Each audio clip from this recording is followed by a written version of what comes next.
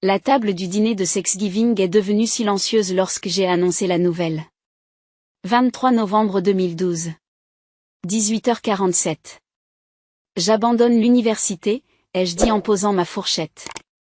La main de ma mère s'est figée à mi-chemin de sa bouche.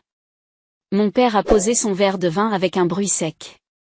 Ma sœur Jennifer m'a regardé comme si je venais d'annoncer que je rejoignais une secte. Mon père a dit, « Tu es quoi, j'abandonne. Je quitte Northwestern à la fin du semestre. » Rachel, ma mère, a dit prudemment, « C'est une blague ?» Non, ce n'est pas une blague. J'ai déjà fait les démarches. Mais tu es en deuxième année, dit Jennifer. Tu es à mi-parcours. Pourquoi le ferais-tu? Parce que je déteste ça. Les mots sont sortis avec plus de force que je ne l'avais prévu. Je déteste ma matière principale. Je déteste mes cours. Je suis malheureux et je gaspille ton argent, point. Ce que tu gâches, dit mon père en haussant le ton. C'est ton avenir. As-tu la moindre idée de la concurrence qui règne pour entrer à Northwestern, du nombre de personnes qui tueraient pour avoir ta chance? Alors ils peuvent l'avoir. Rachel, sois raisonnable, plaide ma mère. Tous les étudiants se sentent parfois dépassés. Cela ne veut pas dire que tu abandonnes. Je n'abandonne pas. Je choisis un autre chemin. Quel chemin? Demande Jennifer. Abandonner pour faire quoi? Travailler chez Starbucks? Vivre dans notre sous-sol. Je déménage à New York. J'ai un travail d'assistant éditorial dans une maison d'édition. Un assistant éditorial? Mon père rit, mais il n'y a pas d'humour. C'est un poste de secrétaire glorifié. Rachel, tu gâches un diplôme du Northwestern pour un emploi de débutant qui paie peut-être 30 000 $ par an. C'est un début. C'est un désastre, interrompt-il. Votre sœur est diplômée de Yale? A fait des études de droit et travaille aujourd'hui dans un grand cabinet de Chicago. C'est à ça que ressemble le succès. Pas ça. Jennifer s'est adossée à sa chaise, les bras croisés. J'ai travaillé comme une forcenée pour construire une carrière. J'ai fait tout ce qu'il fallait. Et tu vas jeter ton éducation parce que tu es malheureuse? C'est pathétique. Jennifer, dit faiblement ma mère. Non, maman, il faut que quelqu'un le dise. Rachel a toujours choisi la facilité. Le lycée était trop dur, alors elle a commencé par aller à l'université. Maintenant, l'université est trop dure, alors elle abandonne. Quand vas-tu grandir et finir quelque chose? J'ai terminé l'université populaire. Avec une moyenne de 3,2, dit-elle. À peine. Et tu n'as pu entrer à Northwestern que parce que tu as écrit une dissertation sur ton retard. Cela m'a piqué parce que c'était en partie vrai. Mon parcours n'a pas été traditionnel. J'avais eu des difficultés au lycée. J'étais allé dans un community college, puis j'avais été transféré à Northwestern. J'étais fier de ce parcours. Ma famille avait été tolérante. Mon père m'a dit fermement, c'est une erreur. Une énorme erreur, et je ne la soutiendrai pas financièrement. Je ne te le demande pas. Bien, parce que tu n'auras rien de nous. Pas d'argent pour le loyer, pas d'argent pour la nourriture, rien. Tu veux prendre des décisions d'adulte? Très bien. Fais face aux conséquences des adultes. Harold, a dit ma mère, ça semble dur. Point. Elle doit apprendre, Patricia. Elle ne peut pas se contenter de dériver dans la vie en s'attendant à ce que nous la rattrapions à chaque fois qu'elle échoue. Je n'échoue pas, ai-je dit, la voix tremblante. Je fais un choix. Un mauvais choix, a dit Jennifer. Tu as 20 ans, tu n'as pas de diplôme, tu n'as pas de réelles compétences. Tu déménages dans l'une des villes les plus chères du monde pour un travail qui te rapportera probablement le salaire minimum. Tu sais comment on appelle ça? L'échec. Je me suis levée de table. Je dois y aller. Rachel, attends, a commencé ma mère. Je n'ai pas attendu. J'ai pris mon manteau et je suis sortie dans la nuit froide de Chicago. J'ai déménagé à New York 3 semaines plus tard avec 1 800 $ d'économie et une valise pleine de vêtements. Le travail dans l'édition était exactement aussi mauvais que mon père l'avait prédit. Assistante éditoriale chez Artleson Publishing, une petite maison prestigieuse spécialisée dans la fiction littéraire. J'y gagnais $28 000 par an. Je travaillais 60 heures par semaine et mes principales responsabilités consistaient à classer les cafés et à lire les manuscrits de la slush pile qui ne seraient jamais publiés. Mon appartement à Brooklyn mesurait 280 pieds carrés. La douche se trouvait dans la cuisine. Je pouvais entendre toutes les conversations de mes voisins à travers les murs minces comme du papier. Je mangeais des nouilles ramen pour le dîner 4 soirs par semaine. Et ma famille me parlait à peine. Ma mère m'appelait une fois par mois pour me donner des nouvelles que je n'avais pas demandées. Jennifer s'est fiancée. Jennifer est devenue partenaire. Jennifer a acheté un appartement. Ta sœur se débrouille si bien, disait ma mère. Nous sommes si fiers d'elle. Le sous-entendu était clair. Contrairement à vous, Jennifer n'a appelé qu'une seule fois au cours de ces 6 premiers mois. J'ai entendu dire que tu vivais dans une boîte à chaussures à Brooklyn. Maman s'inquiète pour toi. Je vais bien. Tu vas bien? Parce que de mon point de vue, on dirait que tu as fait une énorme erreur et que tu es trop fière pour l'admettre. Je suis heureux, Jennifer. Tu as 20 ans et tu gagnes moins que le salaire minimum en calculant tes heures. Ce n'est pas le bonheur. C'est de l'illusion. Elle a fait une pause. Écoutez, il n'est pas trop tard. Tu pourrais te réinscrire, retourner à l'école, obtenir ton diplôme. Arrêtez d'embarrasser la famille. Embarrasser la famille? Oui, Rachel, nous mettre dans l'embarras. Tu sais ce que je dis aux gens quand ils me parlent de toi? Je dois dire que ma sœur a abandonné l'université pour travailler dans l'édition. Tu sais de quoi ça a l'air? Comme si je suivais ma passion? Comme si tu étais un échec, comme si notre famille ne pouvait pas produire 2 enfants qui réussissent? Elle a raccroché avant que je puisse répondre. C'est la dernière vraie conversation que nous avons eue pendant 12 ans. Mais je n'échouais pas. Pas vraiment. Le travail dans l'édition était brutal, mais j'apprenais. Comment les livres étaient acquis, édités, commercialisés. Comment l'industrie fonctionnait. J'ai lu des manuscrits jusqu'à en avoir mal aux yeux, apprenant ce qui fait une bonne écriture, ce qui fait des histoires passionnantes. Au bout de 2 ans, j'ai été promue rédactrice adjointe. Au bout de 4 ans, j'ai été promue rédactrice en chef adjointe. Au bout de 6 ans, j'ai été promue rédactrice en chef. J'ai acquis la réputation de découvrir de nouveaux talents. 3 de mes auteurs ont remporté des prix littéraires importants. 2 ont atteint la liste des best-sellers du New York Times. Mais surtout, j'avais trouvé ma véritable passion, aider les jeunes écrivains à développer leur talent. J'ai commencé à donner un atelier d'écriture à l'université de New York. Je ne donnais qu'un seul cours, en tant qu'adjointe, pour arrondir mes fins de mois. Mais j'ai adoré travailler avec les étudiants, les aider à trouver leur voie, les voir s'améliorer. L'un de mes étudiants, professeur au département d'anglais, l'a remarqué. Elle m'a dit, vous êtes un enseignant naturel. Avez-vous déjà envisagé de faire carrière dans l'enseignement supérieur? Je n'ai pas de diplôme. Vous devriez en obtenir un. Pas pour le papier, mais pour les opportunités. Avec votre expérience et votre talent, vous pourriez faire de vraies choses dans le monde universitaire. Cette conversation a fait germer une graine. À 26 ans, je me suis inscrite au programme de maîtrise en création littéraire de Columbia. Je travaillais à temps plein. Je suivais les cours le soir et j'ai rédigé ma thèse pendant des heures volées dans le métro. Ce furent les 2 années les plus difficiles de ma vie. J'ai obtenu mon diplôme à 28 ans, avec ma maîtrise et une offre d'emploi de Columbia pour donner des cours d'écriture créative au niveau licence.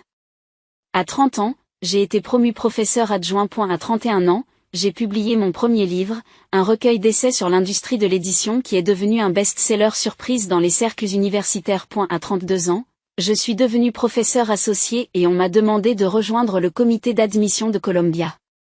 C'est là que tout a changé.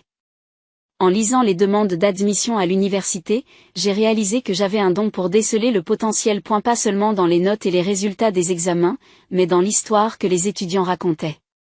Dans les difficultés qu'ils ont surmontées. Dans les perspectives uniques qu'ils apportaient. Je pouvais voir les étudiants qui s'épanouiraient à Columbia. Ceux qui apporteraient une contribution significative. Ceux qui avaient juste besoin que quelqu'un croie en eux. Comme moi, il y a tant d'années. Lorsqu'elle m'a contacté pour me proposer le poste de doyen des admissions, j'ai failli ne pas postuler. Mon directeur de département m'a dit, tu devrais le faire. Tu es faite pour ça. Et elle a dit, c'est elle. J'ai postulé. 6 entretiens plus tard, on m'offrait le poste. Doyen des admissions de premier cycle à l'université de Yale. À 32 ans, j'étais l'un des plus jeunes doyens de l'Ivy League. L'ironie de la situation ne m'a pas échappé. L'étudiant qui avait abandonné ses études décidait désormais de l'admission dans l'une des universités les plus prestigieuses du monde. J'ai déménagé à New Haven en août 2024. Ma mère m'a appelé pour me féliciter, ce qui n'était pas arrivé depuis 3 ans. Elle m'a dit, doyenne à Yale. C'est merveilleux. Rachel. Ton père sera très fier. Vraiment? Le silence. Il essaie. Il demande de tes nouvelles. Et Jennifer? Encore un silence. Ta sœur est très occupée. Elle a Amanda maintenant, tu sais. Elle a 16 ans. Une fille si brillante. Amanda. Ma nièce. Je l'ai vue exactement 3 fois. Une fois quand elle était bébé, une fois à l'âge de 5 ans, une fois à l'âge de 10 ans. Jennifer m'avait fait comprendre que je n'étais pas le bienvenu dans la vie de sa fille. Je suis sûre qu'elle l'est, ai-je dit. Peut-être que maintenant que tu vas bien, tu pourrais reprendre contact? Avec Jennifer? Avec nous tous? Peut-être, ai-je répondu, tout en sachant que je ne le ferai pas. Et la saison de lecture des candidatures a commencé en novembre. Nous avons reçu 52 000 candidatures pour 1550 places. Chaque dossier a été lu par au moins 2 responsables des admissions. En tant que doyen, j'en ai personnellement examiné des milliers. Y compris tous les cas limites et les circonstances particulières. C'était un travail épuisant. Je lisais les candidatures d'étudiants brillants qui avaient surmonté des obstacles incroyables. Des étudiants qui avaient créé des organisations à but non lucratif, mené des recherches, remporté des concours internationaux. Des étudiants qui avaient survécu à la pauvreté, à la violence, à la perte d'un être cher. Nous devions rejeter la plupart d'entre eux.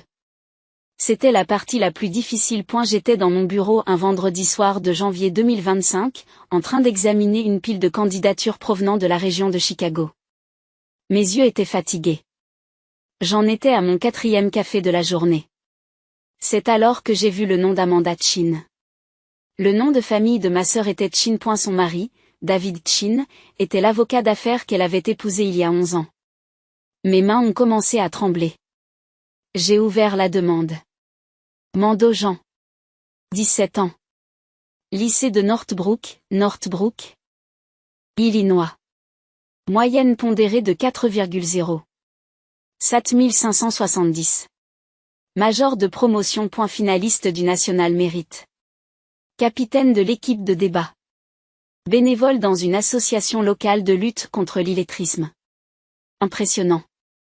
Très impressionnant. Elle a postulé en tant que future étudiante en anglais. Elle voulait être écrivain. J'ai fait défiler l'écran jusqu'à son essai personnel. L'invitation. Réfléchissez à un moment où vous avez été confronté à un défi ou à un obstacle. Qu'avez-vous appris de cette expérience? J'ai commencé à lire. Ma famille ne parle pas de ma tante Rachel. J'ai grandi en entendant des murmures. Comment elle a abandonné l'université? Comment elle a gâché ses chances? Comment elle est devenue la honte de la famille? Ma mère secouait la tête chaque fois qu'on lui posait des questions sur sa sœur. Rachel a fait ses choix, disait-elle. De mauvais choix. Pendant des années, j'ai cru que ma tante était un exemple à suivre. Un avertissement sur ce qui arrive quand on abandonne. Quand on ne va pas jusqu'au bout, quand on déçoit sa famille. Ma mère la citait en exemple chaque fois que je me plaignais de l'école. Veux-tu finir comme Rachel?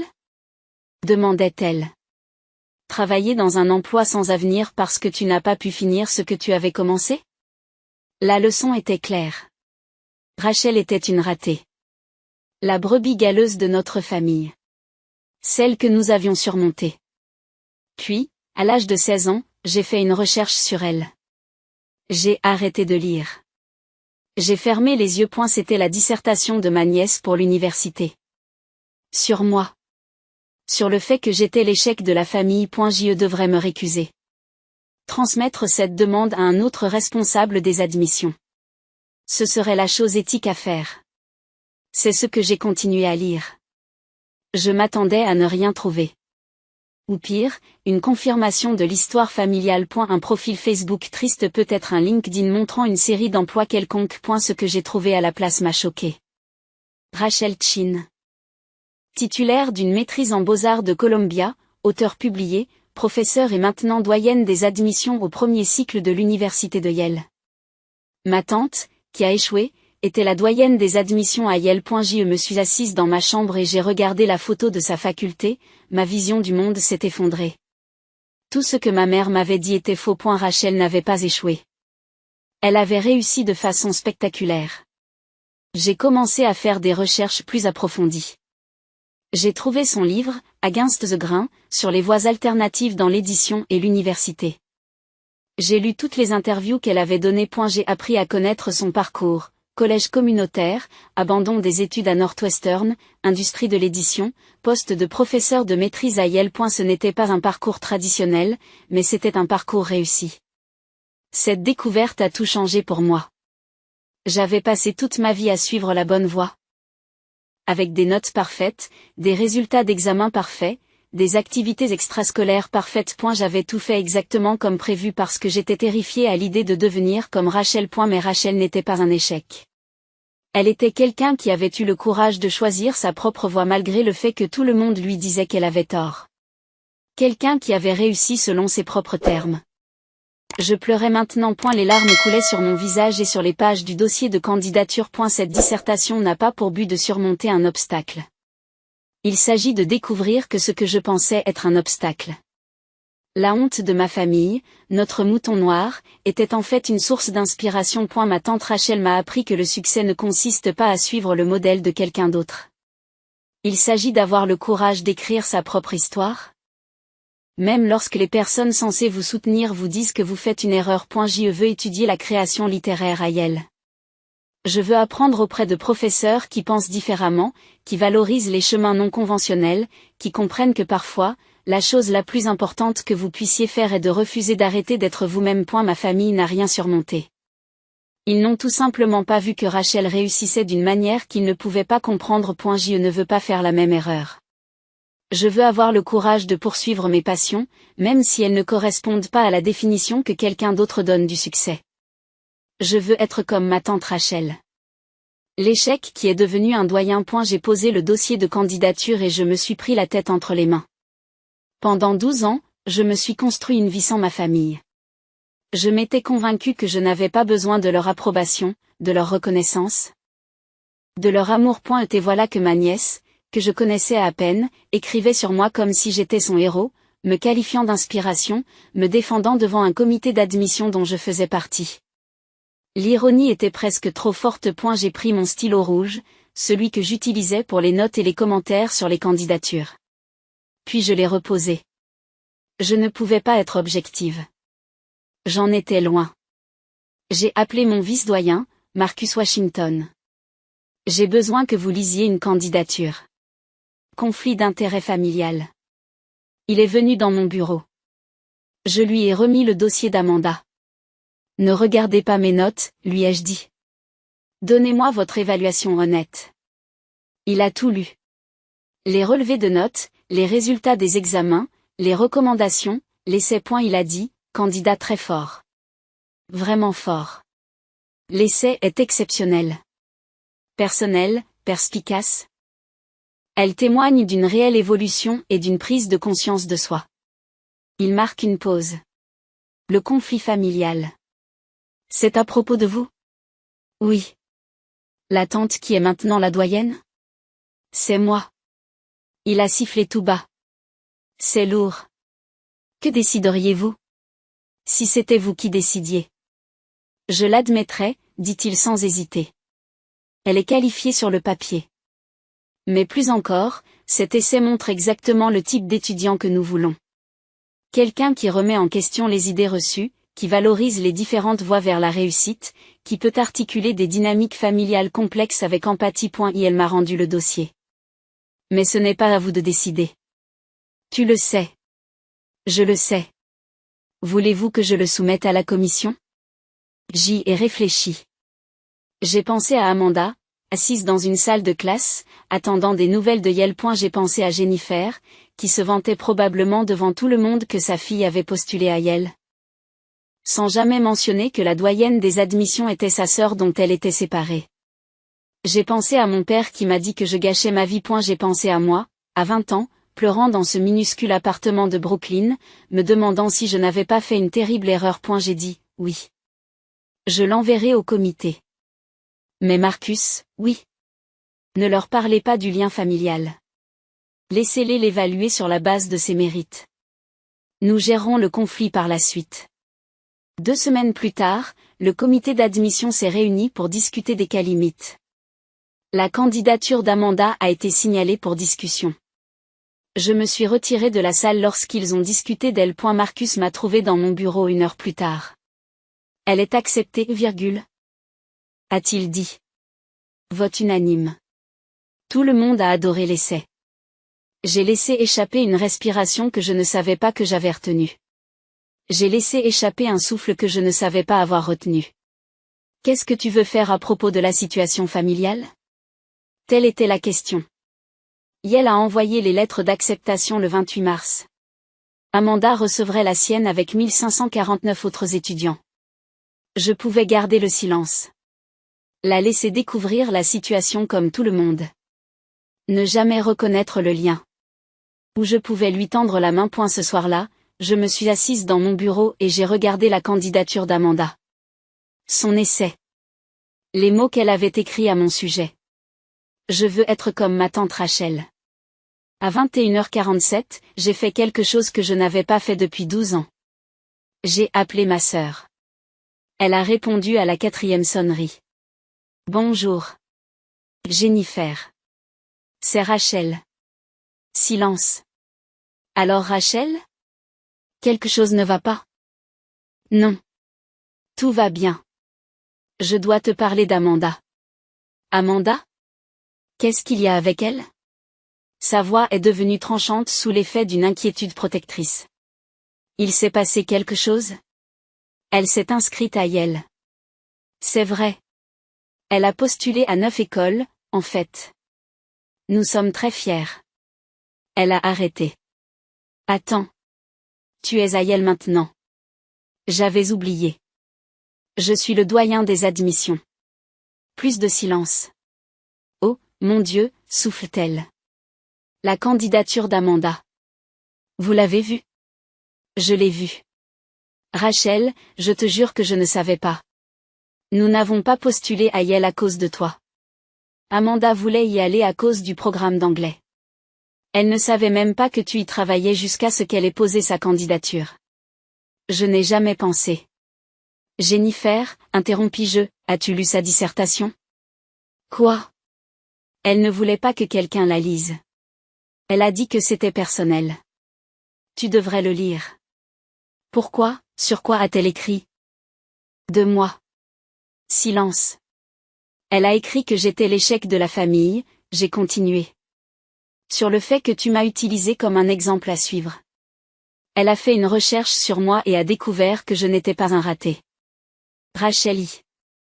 Je n'appelle pas pour me battre. J'appelle parce qu'Amanda est entrée. Quoi? Elle a été acceptée à Yale. Vote unanime du comité d'admission. C'est une candidate exceptionnelle. J'entendais Jennifer pleurer à l'autre bout du fil. Elle a été acceptée à Yale, a-t-elle chuchoté. Oh mon Dieu! Rachel te remercie. Ne me remercie pas. Je me suis récusée de la décision. Elle a été acceptée au mérite. Mais il y a quelque chose que vous devez savoir. Quoi?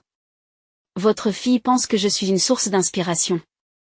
Elle a écrit une belle dissertation sur le courage de suivre sa propre voie. Sur le fait de ne pas avoir peur d'être différente. J'ai fait une pause. Pendant 12 ans, vous lui avez dit que j'étais un échec. Et malgré cela? Ou peut-être à cause de cela, elle a appris l'une des leçons les plus importantes que l'on puisse apprendre. Que le succès est différent pour tout le monde. J'avais tort, dit Jennifer, la voix brisée. Rachel, j'avais tellement tort. Surtout. Sur ton abandon, sur tes choix, elle s'est arrêtée. J'étais jalouse. Quoi? J'étais jaloux. Tu as eu le courage de t'éloigner de quelque chose qui ne marchait pas. J'ai passé toute ma vie à faire ce que tout le monde attendait. Avoir les bonnes notes, obtenir le diplôme, trouver le travail, se marier, avoir le bébé. Je suis malheureuse. Je n'avais jamais entendu ma sœur parler ainsi. Je suis associée dans un cabinet d'avocats que je déteste, poursuit-elle. Je travaille 80 heures par semaine sur des affaires qui ne m'intéressent pas. Mon mariage survit à peine. Et ma fille me connaît à peine parce que je ne suis jamais à la maison. Elle rit amèrement. C'est toi qui as été la plus intelligente? Rachel. Tu as compris ce que tu voulais et tu l'as fait. Moi, j'ai fait ce qu'on m'a dit de faire. Et maintenant, ma fille de 17 ans te voit comme un modèle au lieu de moi. Jennifer. Non, c'est vrai. Et ça devrait l'être. Tu as construit quelque chose de significatif. Vous avez aidé des étudiants à trouver leur voie. Tu as changé la vie de ta nièce sans même la connaître. Sa voix est devenue un murmure. Je suis désolée. Pour tout ce que j'ai dit. Pour t'avoir traité de raté. Pour t'avoir exclu de la vie d'Amanda. Tu es juste trop aveugle pour le voir. Je pleurais à nouveau. Est-ce que tu penses, demanda Jennifer avec hésitation, est-ce que tu penses qu'Amanda pourrait te rencontrer, avant qu'elle ne prenne sa décision d'aller à l'université? Je pense que cela signifierait beaucoup pour elle. J'aimerais bien. Et peut-être pourrions-nous parler? Plus que cet appel, essayer de reconstruire quelque chose. Peut-être, ai-je dit. Il faudra du temps. Cela prendra du temps. Mais Rachel, je suis fière de toi. J'aurais dû te le dire il y a 12 ans. Je le dis maintenant. Je suis fière de toi. Nous avons parlé pendant 1 heure. De son mariage, de son travail, de sa vie. De mon travail, de mon parcours, des choix que j'avais faits. Ce n'était pas du pardon. Pas encore. Mais c'était un début. 3 semaines plus tard, Amanda s'est rendue à Yale à l'occasion de la journée des étudiants admis. J'avais pris rendez-vous avec elle pour un café près du campus. Je suis arrivé tôt, nerveux comme je ne l'avais plus été depuis mes propres entretiens d'admission à l'université. Elle est entrée à 14 heures précises, grande, avec les traits de Jennifer, mais avec une autre expression. Quelque chose de réfléchi, de curieux. Elle m'a vu et s'est arrêtée. Tante Rachel. Amanda. Bonjour. Nous nous sommes assises avec nos cafés, la gêne initiale étant épaisse entre nous. Alors, dit-elle finalement, tu as lu mon essai, point. Oui. Je l'ai lu. Je suis désolée si c'était gênant. Je ne savais pas que vous étiez le doyen quand je l'ai écrite. J'avais besoin d'écrire sur quelque chose d'important. Ne t'excuse pas. C'était une belle rédaction. Honnête et perspicace. Elle a baissé les yeux sur son café. Ma mère m'a dit ce qu'elle disait de toi. Que tu étais un raté. C'est vrai. C'est vrai. Elle a pleuré en me le disant. Qu'elle avait tort. Qu'elle avait été jalouse. Amanda a levé les yeux vers moi. C'est vrai?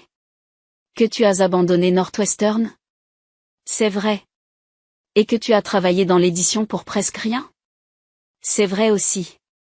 Et que tu as obtenu ton MFA tout en travaillant à plein temps? C'est vrai. Et maintenant, vous êtes doyen à Yale. J'ai souri. Malheureusement, c'est vrai. Elle a ri. C'est l'histoire la plus cool que j'ai jamais entendue. Ce n'est pas si cool que ça. C'était surtout du travail et de l'obstination. Non, dit-elle sérieusement. C'est cool parce que tu l'as choisi. Tu n'as laissé personne te dire à quoi devait ressembler le succès. Tu l'as trouvé toi-même. Nous avons parlé pendant 2 heures. De l'écriture, de l'université, de ses craintes et de ses ambitions. Elle voulait être écrivain, mais était terrifiée à l'idée de ne pas être pratique. Ma mère veut que je me spécialise en économie, a-t-elle dit. Il faut avoir un plan de secours. Qu'est-ce que tu veux faire? Anglais. L'écriture créative. Mais tout le monde dit que ce n'est pas pratique. Je me suis penchée en avant. Amanda, sais-tu pourquoi je suis devenue doyen des admissions? Pourquoi? Parce que j'ai passé toute ma vie à me faire dire que je faisais les choses de la mauvaise manière. Abandonner les études, c'était mal. Publier, c'était mal. Obtenir mon master en beaux-arts, c'était mal. Et à chaque fois que quelqu'un m'a dit que je me trompais, j'ai prouvé qu'il avait tort. J'ai fait une pause. Aujourd'hui. J'ai la possibilité d'aider des étudiants qui n'entrent pas dans le moule traditionnel. Des étudiants qui ont besoin que quelqu'un voie leur potentiel, et pas seulement leur diplôme. Des étudiants comme vous. Des étudiants comme vous, a-t-elle corrigé doucement. J'ai souri. J'ai souri. Des étudiants comme moi. Elle a choisi elle, s'est inscrite en tant qu'étudiante en anglais avec une spécialisation en écriture créative. Je n'enseignais plus aux étudiants de premier cycle, mais j'ai pris des dispositions pour la rencontrer une fois par mois. Officiellement, il s'agissait de séances de mentorat, mais en réalité, nous apprenions à nous connaître. Ma relation avec Jennifer s'est lentement améliorée. Je lui téléphonais toutes les 2 semaines, puis toutes les semaines. Cet été-là, elle a entamé une procédure de divorce. Je préfère être une mère célibataire plutôt que de rester dans un mariage sans amour. M'a-t-elle dit. Elle a réduit ses heures de travail au cabinet. Elle a commencé à élever Amanda au lieu de s'occuper d'elle. J'essaie d'être meilleure, m'a-t-elle dit lors d'un appel. Pour Amanda. Pour moi. Mes parents m'ont aussi tendu la main. Des courriels maladroits au début, puis des appels téléphoniques. Nous avions tort, a dit mon père avec raideur lors de notre première vraie conversation en 12 ans. À propos de l'abandon des études. Sur tes choix. Nous aurions dû te soutenir. Merci, ai-je dit, car que pouvais-je dire d'autre? Ta mère et moi aimerions te rendre visite. Voir Yel. Voir ce que tu as construit. Ils sont venus en octobre. Je leur ai fait visiter le campus, je leur ai montré mon bureau, je les ai présentés à mes collègues. Mon père se tenait dans mon bureau, regardant mes diplômes accrochés au mur. Columbiareum. Mon livre publié sur l'étagère. Les photos des conférences que j'ai données. Je suis désolé, a-t-il dit à voix basse. J'ai dit que vous étiez un raté. J'ai dit que vous n'arriveriez à rien. J'avais tort. Tu avais peur, ai-je dit. Tu voulais que je sois en sécurité. Je le comprends maintenant. Mais tu as quand même trouvé la sécurité. Mais différemment de ce à quoi nous nous attendions. Ce soir-là, nous avons dîné ensemble. Moi, mes parents, Jennifer, Amanda. C'était la première fois que nous étions tous ensemble depuis 12 ans. C'était gênant. Il y avait des silences, des moments de tension. Mais il y avait aussi des rires. Des histoires. Amanda racontant des histoires embarrassantes de première année d'université qui ont fait sourire tout le monde. À un moment donné, Amanda s'est penchée vers moi. Merci, a-t-elle chuchoté. Pourquoi? D'être toi. Pour m'avoir montré qu'il n'y avait pas de mal à être différent. Je lui ai serré la main. Plus tard, en retournant à mon appartement, mon téléphone a sonné. Un numéro connu. Docteur Chin. C'est Sarah Martinez. Je suis en dernière année de lycée en Arizona. Mon conseiller m'a donné votre adresse électronique, mais je voulais vous appeler. Qu'est-ce que je peux faire pour vous aider? J'ai lu votre livre. Against the Grain. Mon conseiller me l'a donné parce que j'envisage d'abandonner mon programme de double inscription. Tout le monde dit que je fais une erreur. J'ai souri, me souvenant d'un autre appel téléphonique, d'un autre élève, il y a 12 ans. Je lui ai demandé de m'en parler. Nous avons parlé pendant 45 minutes. De sa situation, de ses objectifs, de ses craintes. Elle m'a finalement demandé, que dois-je faire? Je ne peux pas vous dire quoi faire, ai-je répondu. Mais je peux vous dire ceci. La voie traditionnelle fonctionne pour beaucoup de gens. Mais ce n'est pas la seule voie possible. Si vous avez une vision claire et que vous êtes prêt à travailler dur, il y a d'autres façons de réussir. Vous l'avez regretté? L'abandon. J'y ai pensé. Au minuscule appartement de Brooklyn. Les nouilles ramen. Le rejet de la famille. Les années de lutte. J'ai dit, Pas une seconde. Après avoir raccroché, je me suis assise sur mon canapé en pensant à ce dîner de Thanksgiving, il y a 12 ans. Mais aussi au fait de sortir dans la nuit froide de Chicago, terrifiée et seule. Au fait d'avoir été traitée de ratée par les personnes qui étaient censées m'aimer. À me construire une vie malgré tout. Mon téléphone a sonné. Un message d'Amanda. Merci pour le dîner. Je t'aime tant, Rachel Redhart. J'ai regardé fixement ces mots. Je t'aime. C'était quand la dernière fois qu'un membre de ma famille m'avait dit ça, j'ai répondu, je t'aime aussi, petite. Le lendemain matin, j'étais de retour dans mon bureau pour lire les candidatures. Une autre année, plus de 50 000 étudiants espérant obtenir l'une de nos 1550 places. J'ai lu attentivement chaque candidature. Je cherche les étudiants qui ont un bon niveau? Oui. Mais je cherchais aussi ceux qui n'étaient pas conventionnels.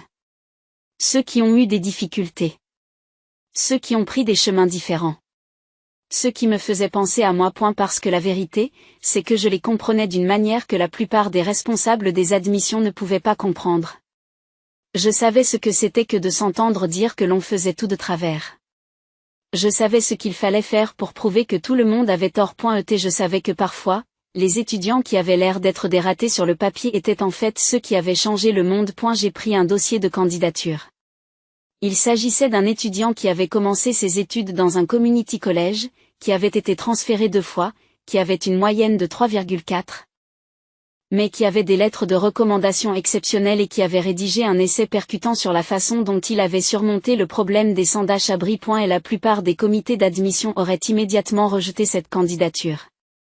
La moyenne est trop basse. Le parcours était trop peu conventionnel. Mais j'ai vu autre chose.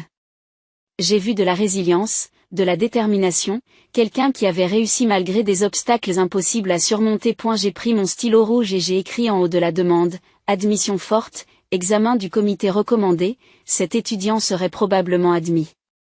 Non pas en raison de ses notes, mais parce que je savais quelque chose que la plupart des gens ignoraient. Pour réussir, il ne suffit pas de suivre le bon chemin. C'est avoir le courage de suivre sa propre voie. Même lorsque tout le monde vous dit que vous avez tort. La famille vous traite de raté. Surtout à ce moment-là. J'ai repensé à l'essai d'Amanda. À la phrase qui m'avait fait pleurer. Ma famille n'a rien surmonté. Ils n'ont tout simplement pas vu que Rachel réussissait d'une manière qu'ils ne pouvaient pas comprendre. Pendant 12 ans, j'ai pensé que le rejet de ma famille avait brisé quelque chose en moi. Mais peut-être que cela m'avait en fait libérée. Libérée de construire la vie que je voulais, pas celle qu'ils attendaient. Libérée de définir le succès selon mes propres termes. Libérée de devenir la personne qui pourrait aider d'autres étudiants à faire de même. L'étudiant qui a abandonné l'université est devenu doyen. L'échec familial qui a changé des vies. J'ai souri et j'ai pris la prochaine demande.